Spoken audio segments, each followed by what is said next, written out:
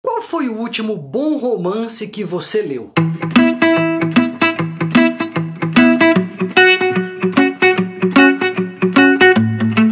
Hoje nós vamos falar um pouco sobre romance, sobre literatura, e já vou adiantar aqui que vou falar um pouco sobre esse livro aqui, ó, lançamento da Helena Ferrante, A Vida Mentirosa dos Adultos. Já confesso que eu não conhecia a Helena Ferrante, não sou um fã daqueles de carteirinha que faz fila na livraria para comprar os novos lançamentos, mas fiquei muito impressionado com esse livro, que eu li a convite da Gabriela Mayer, que tem um podcast muito interessante chamado Põe na Estante. Já está no ar aí o episódio sobre o livro que nós conversamos, A Vida Mentirosa dos Adultos. Eu vou deixar o link aqui na descrição. E eu resolvi falar sobre ele por causa de uma coisa muito interessante que a gente sabe sobre os romances e que esse em particular faz muito bem. A gente sabe que a literatura, particularmente a literatura bem feita, com profundidade, com personagens complexos, que não são assim aquelas coisas mais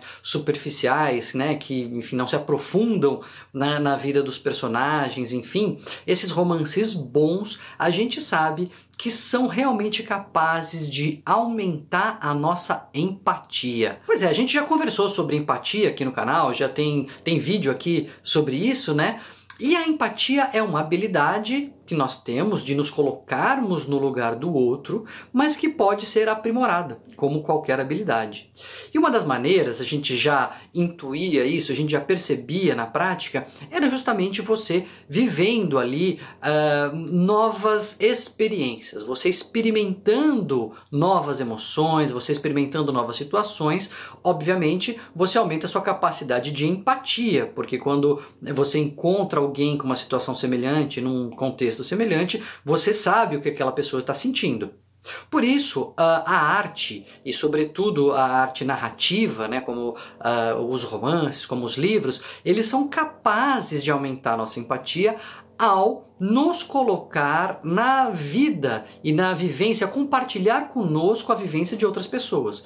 Então você lê um livro sobre alguém que foi à guerra, você obviamente não tem a experiência em primeira mão, mas você compartilha um pouco daquele sentimento do protagonista, você meio que vai junto, você sofre junto e etc. Então você consegue empatizar melhor quando alguém passa por uma situação análoga à guerra, por exemplo. E um estudo muito bem feito, publicado há alguns anos, mostrou que isso é verdade, não é só uma intuição, não é só uma percepção nossa, isso acontece de fato. Eles pediam para voluntários lerem ou textos que eram de informação ali, que davam alguns dados, etc., textos de não ficção, ou textos de ficção, e separava em alta literatura, em textos que eram referendados pela crítica e etc., pelo público como bons, e textos que eram sabidamente superficiais também na análise dos profissionais. E aí eles pediam para essas pessoas, depois de lerem alguns trechos, que olhassem para imagens de faces, né, de rostos de pessoas, fotos ali da expressão do olhar e etc. E os voluntários, então os leitores, deviam identificar qual era a emoção que aquela pessoa estava sentindo. Ah, isso aí é cara de raiva, essa pessoa está brava. Ah, não, essa pessoa está feliz, essa pessoa está preocupada, enfim, está angustiada. Tinham que ir lá classificar a expressão das pessoas. E o que acontecia? As pessoas que realmente tinham lido livros bons, trechos de romances, que colocavam ali a pessoa para pensar no outro e compartilhar vivências do outro, tinham a capacidade mais refinada de reconhecer a emoção naquelas fotos. Como se, de fato, esse exercício de penetrar na mente de outras pessoas e se colocar, né, no lugar, vestir o sapato dos outros, como dizem os americanos, né, calçar o sapato dos outros, mesmo que na ficção, aumentava ali a capacidade das pessoas de reconhecer a emoção na expressão facial. Isso é muito interessante, é um dado, lógico que a gente não vai ler só por causa disso, e não é só de expressão facial que se trata a empatia, mas é fato que quando você consegue compartilhar, dividir, mergulhar em vidas de outras pessoas, em outras situações, em outras experiências, você consegue, sem dúvida nenhuma, se tornar uma pessoa mais rica emocionalmente, mais vivida emocionalmente, por assim dizer. E isso faz muito bem, eu não conhecia, mas é mestre em fazer isso, a escritora Helena Ferrante. Ela tem uma obra vasta e muita coisa publicada no Brasil. O lançamento mais recente é esse, A Vida Mentirosa dos Adultos, que conta a história de uma adolescente que está ali numa fase de transição, e ela está naquela fase ainda, né, que ela, no começo do livro, adora os pais, tem uma coisa meio idealizada dos pais, e ela ouve no começo do livro, não é spoiler não, ela ouve o pai dizendo que ela está ficando feia, está ficando parecida com a tia dela. E essa tia dela é um fantasma na família, ninguém fala com ela, ela é mal vista e etc. E aí ela fala, mas eu tô ficando parecida com a minha tia? E aí ela vai querer ir atrás dessa tia, que tem uma vida totalmente diferente. Os pais são intelectuais, a tia é simples, os pais são ateus, a tia é religiosa, eles moram no bairro nobre, ela mora num bairro mais simples, enfim.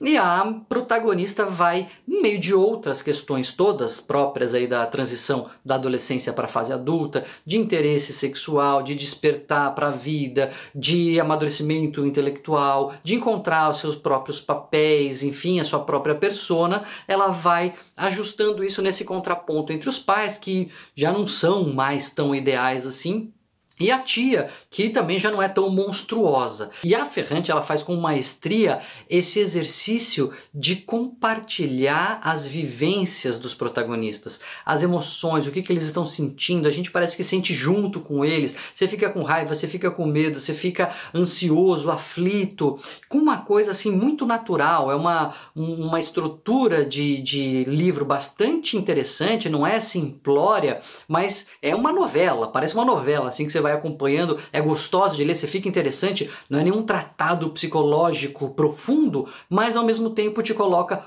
profundamente para empatizar com uma vivência que não tem nada a ver com a nossa, né? Pelo menos com a minha, não tem nada a ver. Enfim, uma adolescente na Itália, em Nápoles, né? Que, enfim, a Helena Ferrante escreve lá muito sobre a cidade é um personagem, enfim, e que tem umas experiências, enfim, umas vivências totalmente distintas das minhas, mas que eu consigo me colocar no lugar. Eu consigo sentir o que ela está sentindo, eu consigo entender o que é uma menina se achando feia e com crise sobre a própria identidade. E quando eu vou interagir com alguém passando por isso, eu consigo lidar melhor com a situação, eu consigo me colocar melhor no lugar da pessoa, porque eu já passei por isso, entre aspas, numa experiência literária profunda.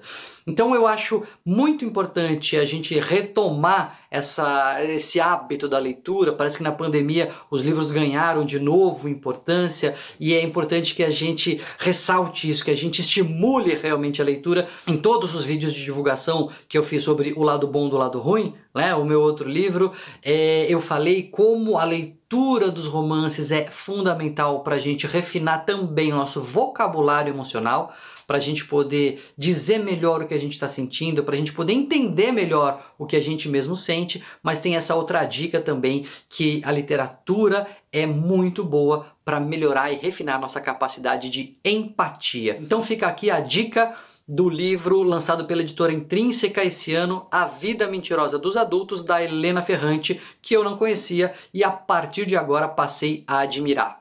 Escreve aqui nos comentários, já leu Helena Ferrante? Não gosta dos livros dela? Ou nunca leu? Ficou curioso? Qual foi o último romance que você leu que te colocou nessa posição aí de empatia? Ou conta pra mim uma experiência que você teve, isso, uma coisa que você leu e aí depois na vida real você sente que te ajudou.